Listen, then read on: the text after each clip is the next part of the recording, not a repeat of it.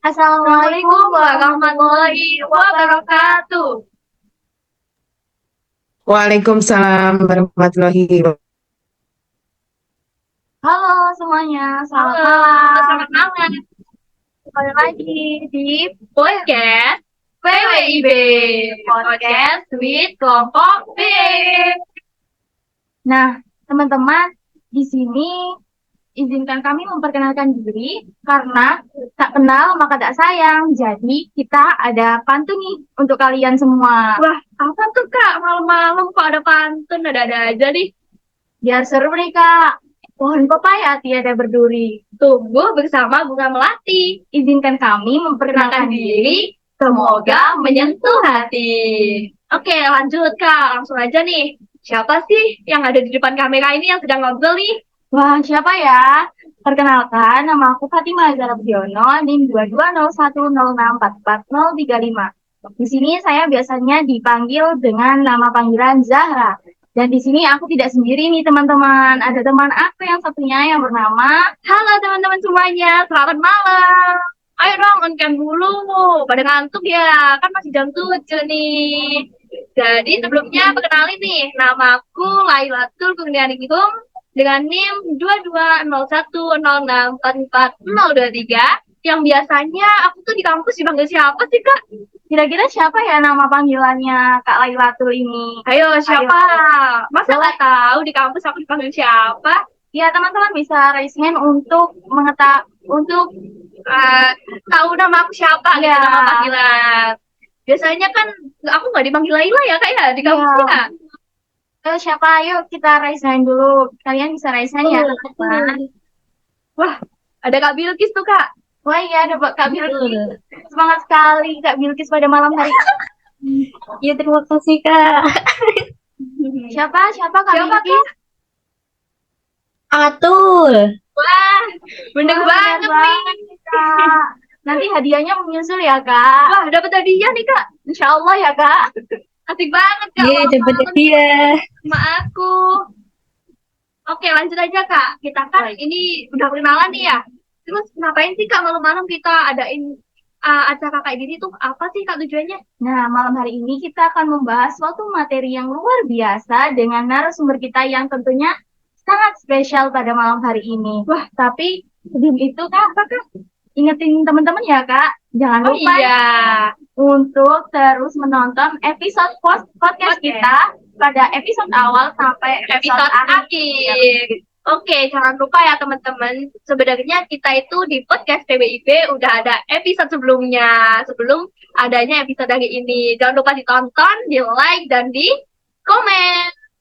Nah, agar tidak berlama-lama juga nih, Kak Atul, kita langsung saja menyambut tamu spesial kita nih. Wah, malam ini kita kedatangan tamu spesial. Siapa sih Kak? Udah gabung atau belum? Oh iya, cewek atau cowok? Cantik kamu ganteng nih Kak. Tentunya tamu spesial kita cantik dong Kak, manis. Wah, siapa Kak? Boleh nih dikenalin ke aku sama teman-teman. Kebetulan sekali ibunya udah join. Udah join ya? Iya, Wah, selamat datang ya Ibu. monggo dari ibu untuk bisa memperkenalkan diri ya.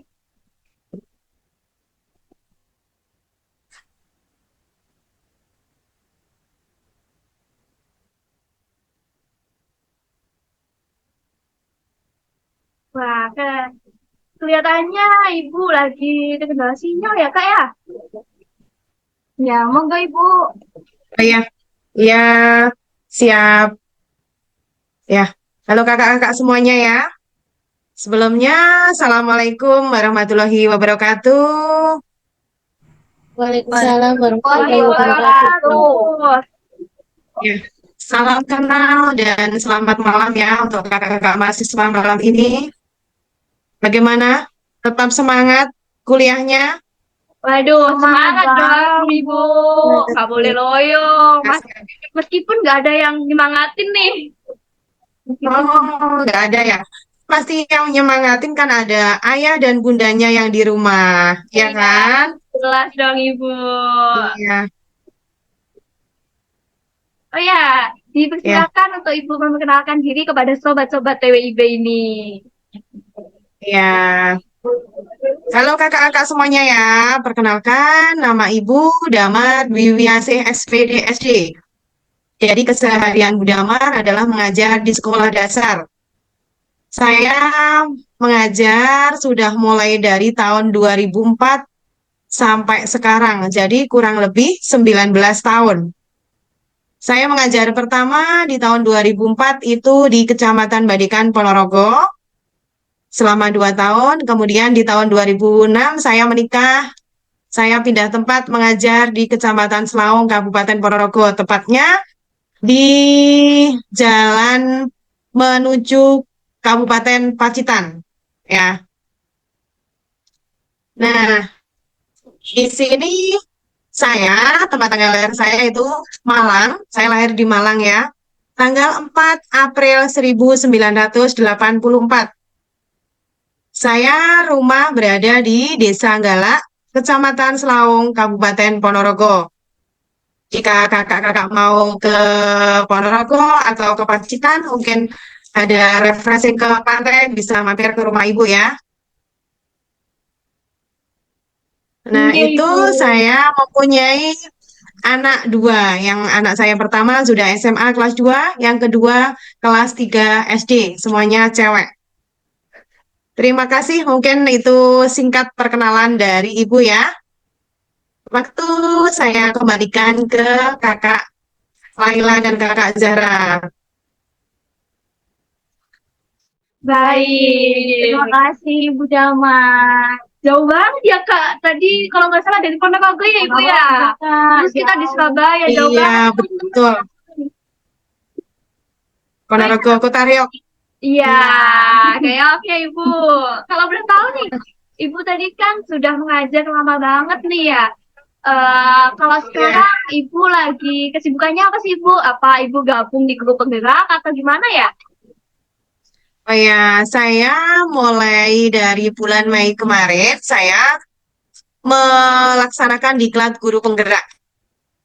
Jadi sekarang masih menempuh, insya Allah nanti berakhir pada bulan Desember 2023.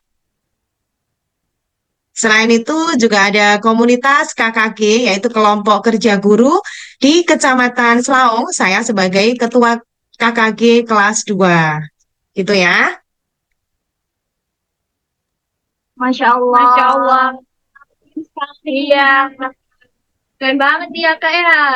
Pastinya untuk menjelaskan materi yang ini apa aja sih Kak yang mau dibahas hari ini?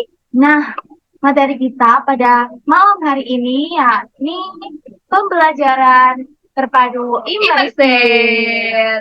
Nah, sebelumnya Kak Zahra, apa sih pembelajaran imerset itu? Langsung aja ya, karena udah malam. Iya, benar sekali Kak Tul. Langsung saja, apa sih definisi dari pembelajaran terpadu imersif itu sendiri? Mari kita persilahkan untuk Kepada Ibu Damar Damar. mendapatkan pemaparan. Teman-teman, ada Ya, ya, karena ini pastinya dari Bu Damat sangat bagus.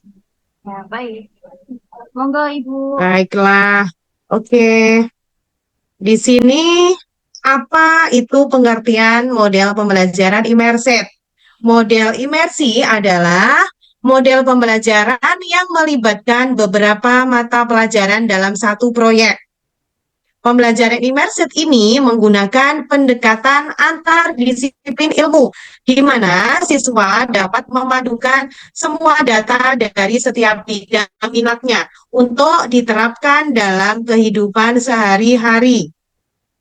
Itu adalah apa itu pembelajaran imersif. Gitu ya, kakak-kakak?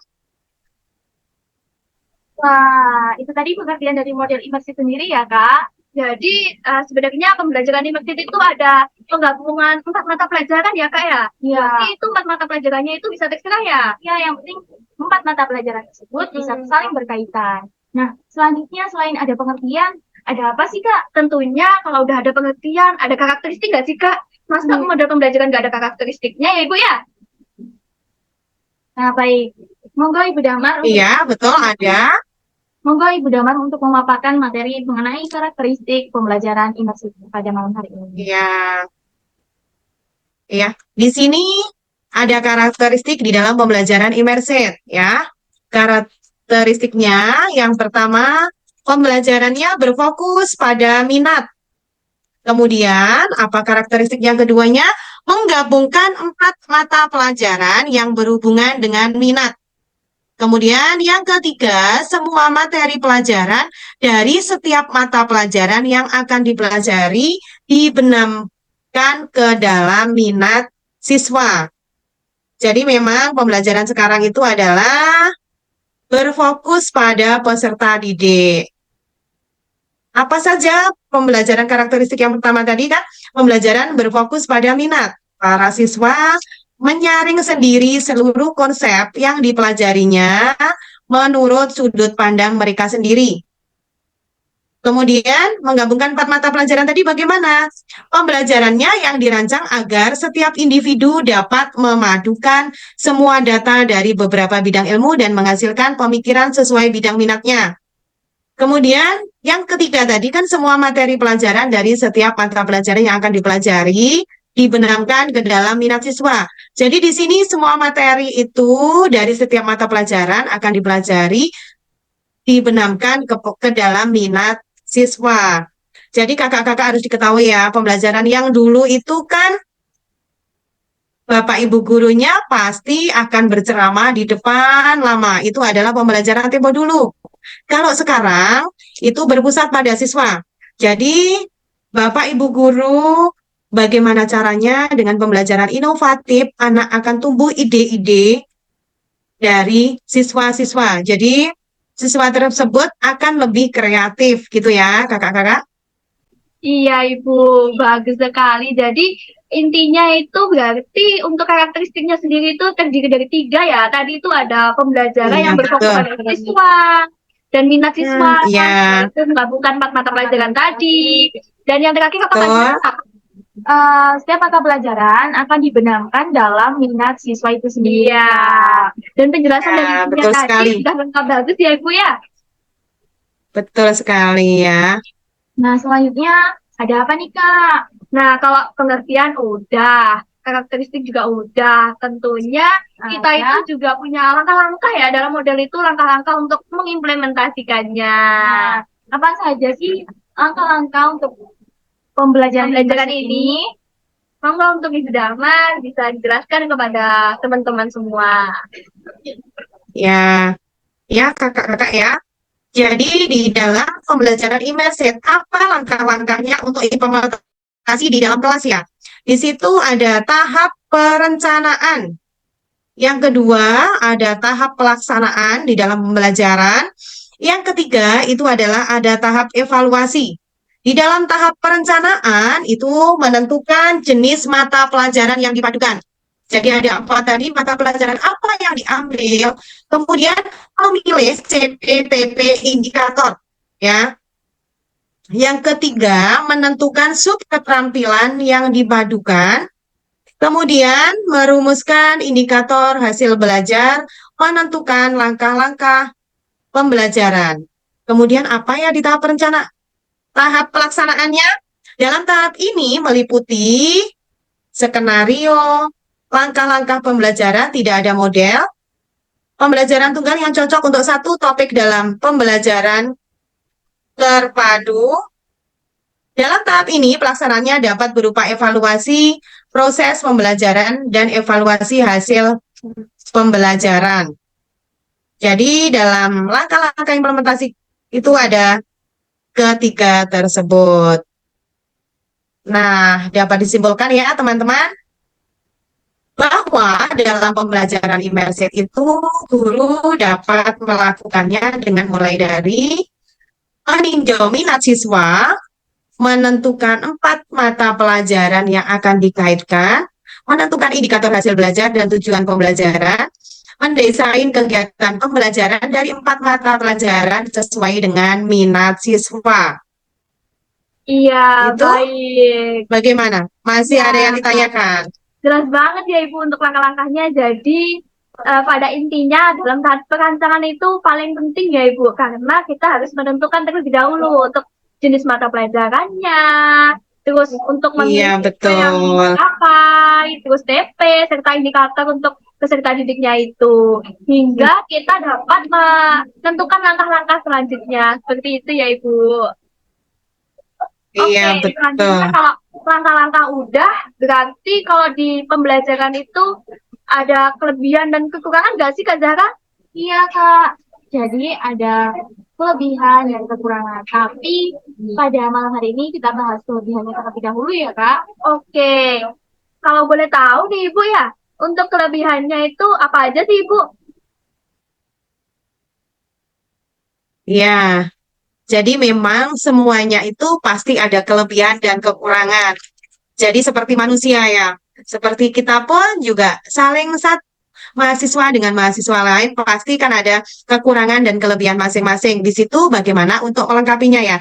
Di sini di dalam pembelajaran imersif itu ada kelebihan dan kekurangannya. Kelebihannya menurut Fogarty 1991, kelebihan pembelajaran terpadu tipe imersif antara lain dampak positif dari membenamkan ide-ide dari beberapa bidang studi, yaitu siswa dapat memadukan semua data dari setiap bidang ilmu dan menghasilkan pemikiran sesuai dengan minatnya. Kemudian, siswa dapat mengembangkan konsep-konsep kunci secara terus-menerus sehingga terjadi proses internalisasi. Membenamkan ide-ide beberapa bidang studi memungkinkan siswa mengkaji, mengkonseptualisasi, memperbaiki, serta mengasimilasi ide-ide secara terus-menerus. Sehingga memudahkan terjadinya proses transfer ide-ide bidang studi tersebut. Itu adalah kelebihannya. Apakah juga dijelaskan kekurangannya, kakak-kakak? Bagaimana? Nah, tentunya iya dong Ibu. Iya. Nah, di sini apa kekurangannya? Oke. Jadi kekurangan dari model pembelajaran terpadu imersif yaitu menurut Fogarty 1991, kekurangan pembelajaran terpadu tipe imersif antara lain penyaringan semua gagasan melalui cara pandang tunggal yang sempit dapat menimbulkan terlalu prematur atau terlalu tajamnya sebuah fokus. Agar dimensi sudut pandang siswa menjadi lebih dalam, diperlukan pengalaman dan pengetahuan yang luas. Keadaan ini tentu cukup sulit dipenuhi oleh siswa pada jenjang pendidikan dasar. Model pembelajaran terpadu tipe imersif menekankan pada penggabungan pengetahuan pada beberapa bidang studi, berbeda untuk membahas suatu masalah khusus. Keadaan ini berpotensi untuk mempersempit cakupan pemikiran siswa terhadap bidang studi tertentu. Pada jenjang pendidikan dasar, keluasaan wawasan pemikiran siswa merupakan hal semestinya ditekankan, tidak perlu terburu-buru untuk mengkhususkannya. Itu adalah kekurangannya ya. Baik, terima kasih Ibu atas pemaparan yang telah disampaikan. Sama-sama, semoga bermanfaat. Kelebihan dan kekurangan tentunya ada contoh implementasinya nih teman-teman.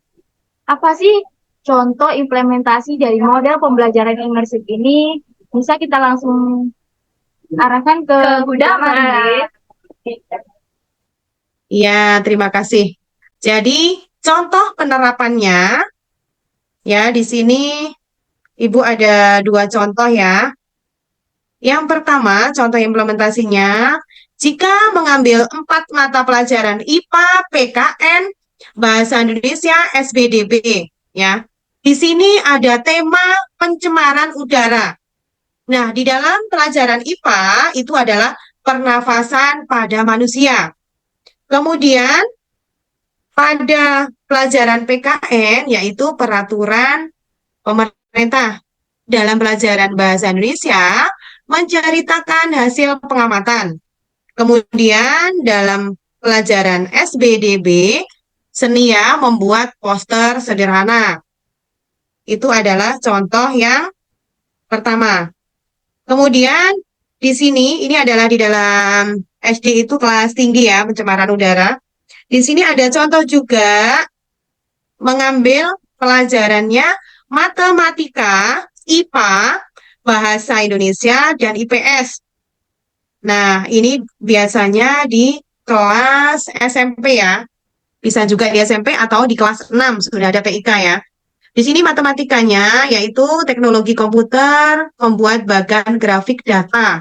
Jadi di situ ada grafik ya, aliran data dalam interpretasi. Jadi grafiknya ada grafik yang tinggi dan rendah, kemudian ada penghitungan dalam matematika. Kemudian di dalam bahasa membuat pidato atau membaca menulis bisa juga itu dari grafik tersebut ada penjelasan dalam bahasa. Kemudian di dalam IPS itu ada hak asasi manusia dan implikasi hukum. Kemudian di dalam IPA itu ada gunung, terus ada juga masalah lingkungan atau gempa bumi. Ini ada dua contoh penerapan pembelajaran imersit. Semoga kakak-kakak bisa memahami apa itu pembelajaran imersit gitu ya. Baik, terima kasih atas penjelasan dari Ibu Damar. Bagus banget ya Kak Sama-sama. penjelasannya. Iya, Sangat rinci banget dari awal sampai akhir. dan semoga nanti informasi yang telah diberikan oleh Bu Damar bisa bermanfaat untuk kita semua. Ya, tentunya untuk kita yang akan menjadi calon pendidik di Guru SD juga nih Kak. Ya, semangat ya. Semangat untuk menjadi seorang guru karena seorang guru itu adalah ibarat air, ilmu itu jika mengalir itu akan jernih. Tapi air itu kalau terbenam tidak mengalir akan bau. Gitu ya. Jadi tetap semangat untuk menjadi seorang pendidik ya kakak-kakak semuanya. Baik, Baik. terima kasih. Nah Kak, Bang Abdul nih kalau materi udah dipaparkan sangat jelas, tapi kok nggak ada yang bertanya nih ya? Nah, iya, pasti Ini teman-teman oh iya, teman-teman siap. ada yang mau bertanya terkait materi kita pada malam hari ini. Nah, teman-teman bisa raise nih. Wah, udah ada nih Kak. Ada dua. Siapa nih?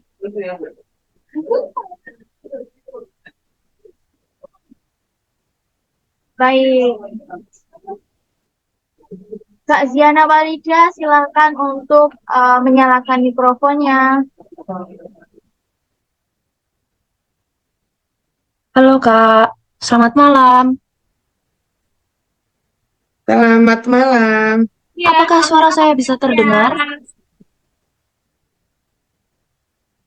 Suara saya apakah sudah terdengar? Mohon maaf. Sudah terdengar Kak? Iya, sebelumnya saya izin off cam ya Bu sama Kakak. Soalnya saya terkendala Ya, siap. jaringan. Oke, tidak Oke. apa-apa. Iya. Oke, di sini sebelumnya saya perkenalkan nama saya Ziana Walida Azizah dari program studi S1 Pendidikan Guru Sekolah Dasar Universitas Negeri Surabaya. Baik, Bu. Di sini saya izin bertanya kepada Ibu. Dalam penerapan Ya. model pembelajaran immersive ini, apa saja sih, Bu, kendala yang biasanya terjadi dan bagaimana cara untuk mengatasinya?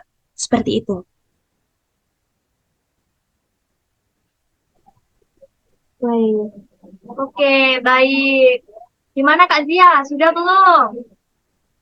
Sudah, Kak, untuk pertanyaannya? baik. Oke, baik. Pertanyaan yang sangat bagus. Monggo Bu Damar untuk menjawab pertanyaan. Nah, sebentar nih Kak. Ini untuk berdampak ditampung atau langsung dijawab aja nih?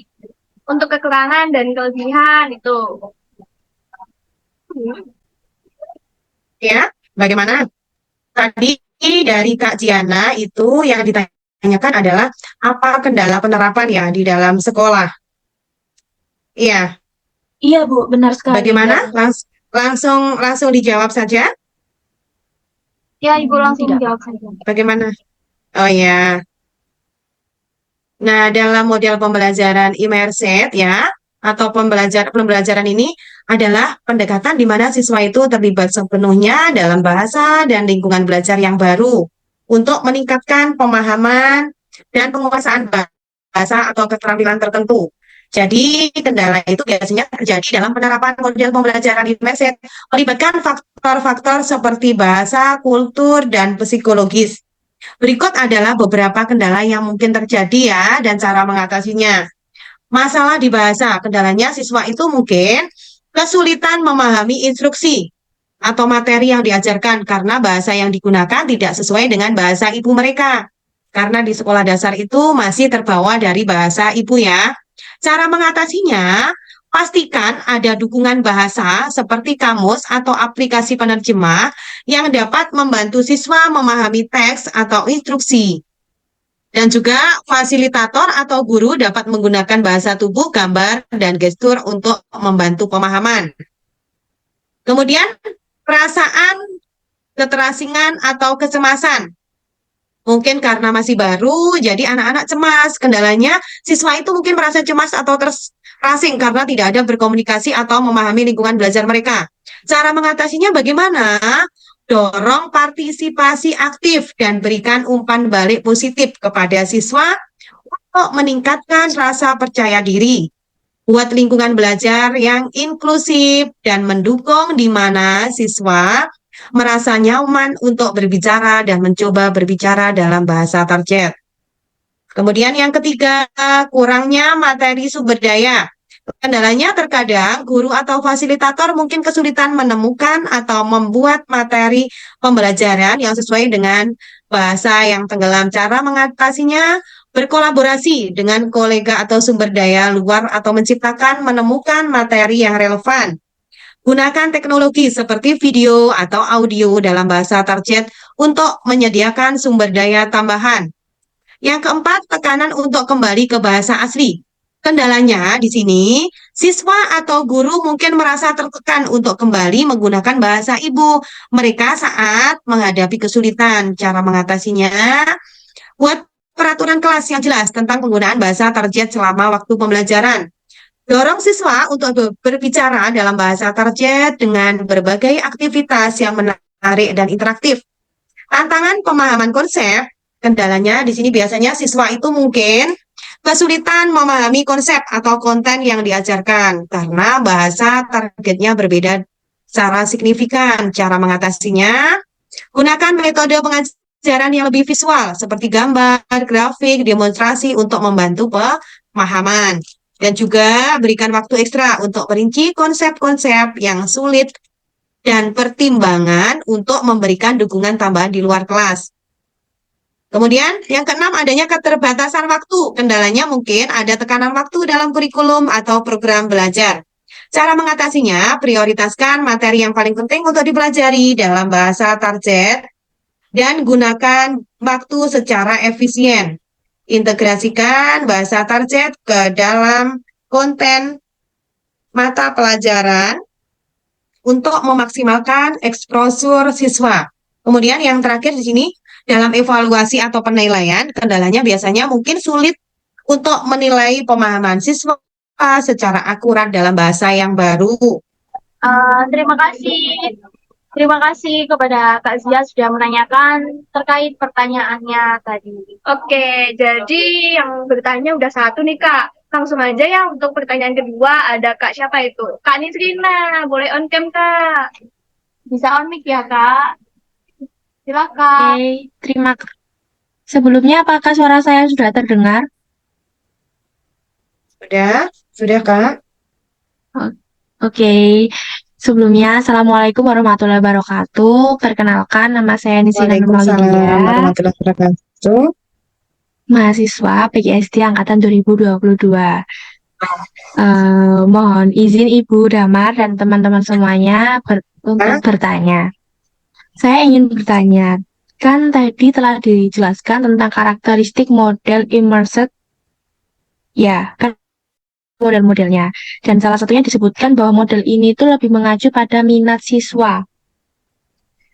Yang salah satu karakteristiknya adalah menggabungkan 4 mata pelajaran saja yang berhubungan dengan minat siswa. Menurut Ibu dan teman-teman kelompok sekalian, mengapa dalam menentukan minat siswa tersebut, model ini hanya menggunakan acuan 4 mapel saja. Sedangkan yang terjadi di sekolah dasar kan banyak mata pelajaran yang dipelajari. Dan minat siswa juga berbeda-beda. Jadi, bagaimanakah menurut kelompok Mbak Zahra dan Mbak Atul serta Bu Damar, kenapa hanya 4 acuan saja yang digunakan? Kenapa tidak berbeda-beda materi saja yang digunakan? Terima kasih.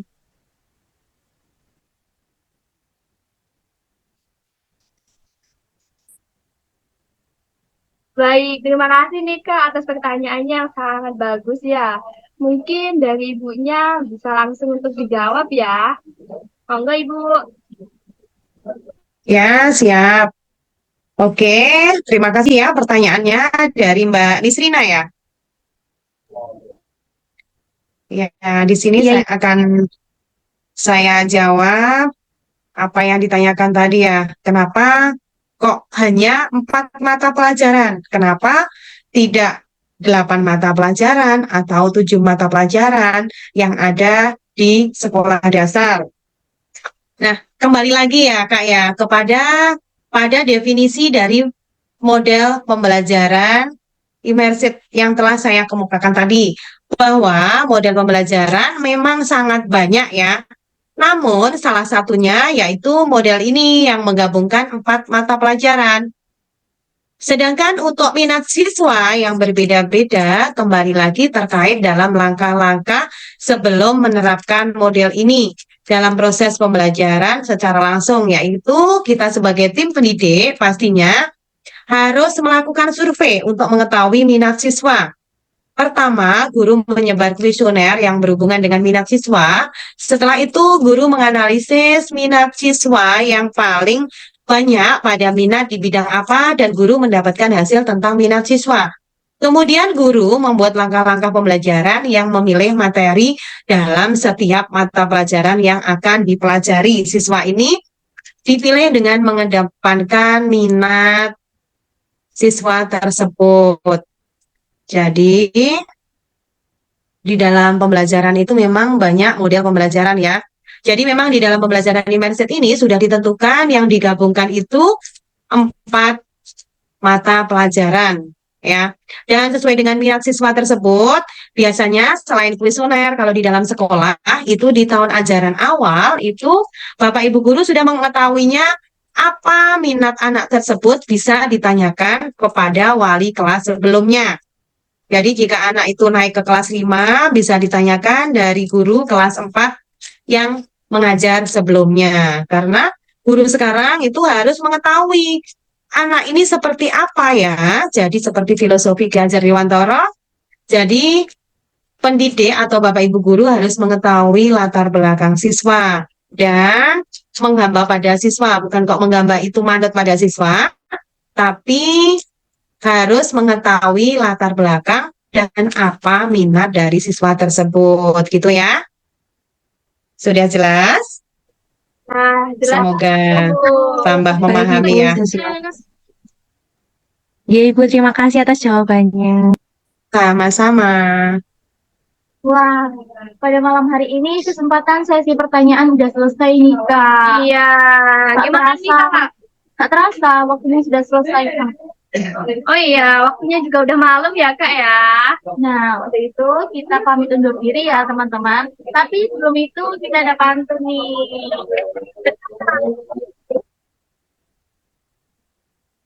Kak, Ya, bentar Kak, mungkin dari Ibu ada sepatah dua kata kata nih untuk penutupan dari Ibu. Gimana Ibu? iya, siap. Di sini Ibu ada pesan kepada kakak-kakak ya. Sekarang semester berapa ya ini ya? Semester 3, Ibu. Ya, semester Oh, semester 3. Berarti sepertiga perjalanan kakak di dalam kuliah. Jadi pesan ibu tetap semangat, berilah orang tua itu apa hasil dari kalian itu belajar di dalam kampus. Kebanyakan kan anak-anak kakak-kakak ini kan juga kos ya. Jadi pegang semua kepercayaan dari ayah bundanya di rumah. Meskipun tidak melihat setiap saat, tapi kakak-kakak di pundak kanan dan kiri sudah ada apa? Sudah ada kepercayaan dari ayah ibu di rumah ya. Bawalah pulang dengan hasil yang baik. Ya gitu ya. Tentunya Ibu. Itu pesan dari ibu karena ibu juga seorang ibu jadi merasakan bagaimana anak-anak, ya kan? Nah, di akhir ini ibu juga ada pantun ya. Membeli bunga ke pasar tua. Cakep. Begitu indah berwarna putih. Saya ucap maaf bila ada salah kata. Akhir salam saya ucapkan terima kasih. Baik. Terima kasih ya kakak-kakak semuanya. Bu. Keren sekali. Keren sekali. Sama-sama. Terima kasih atas ilmu yang Sama-sama. telah diberikan kepada teman-teman sobat podcast. Iya. Iya, sama-sama. Berbagi itu indah ya. Ya. Nah, karena malam hari ini Ibu Damar sudah memberikan pantun terkait akhir dari podcast kita juga memiliki pantun nih teman-teman Tentunya sekalian. dong. Kita juga nggak mau kalah Luar biasa. sama. Kita juga punya pantun spesial buat sobat semua. Apa tuh Kak pantunnya? Melihat adik duduk di kursi, sendiri tidak ada yang menemani. Sekian, terima kasih dari podcast dari kami. Kini PWIB pamit undur diri. Baik, terima kasih teman-teman semuanya. Jangan lupa ya untuk selalu melihat podcast PWIB dari episode awal sampai episode akhir. Biar teman-teman semua juga tahu nih apa aja sih model pembelajaran yang cocok untuk diimplementasikan di sekolah dasar. Baik, terima kasih ya teman-teman. Mohon Mohon maaf maaf. apabila ada salah kata maupun salah tingkah laku dari kami dan narasumber kami tentunya. Iya. Terima kasih atas waktu yang telah diberikan. Selamat belajar dan selamat beristirahat pada Iya. malam hari. Selamat bobo ya semua. Sekian, wassalamualaikum Assalamualaikum warahmatullahi wabarakatuh. Waalaikumsalam warahmatullahi wabarakatuh.